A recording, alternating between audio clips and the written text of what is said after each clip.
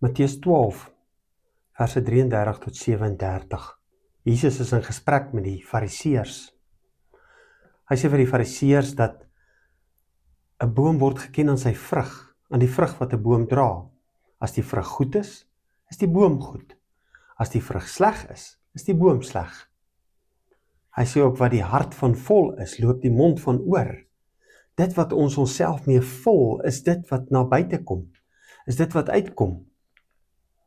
Dit sê ek vir julle, van elke ligsinnige woord wat die mens sê, sal hulle rekenskap moet gee op die oordeelsdag.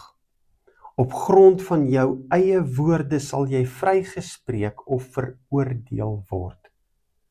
Harde woorde, né? Wat doen ek met my woorde? Wat spreek ek? Wat sê ek elke dag? Waaroor praat ek? Is ek net besig om te kla en te kerm oor alles wat verkeerd is om my? Of is ek besig om op te bou en te herstel?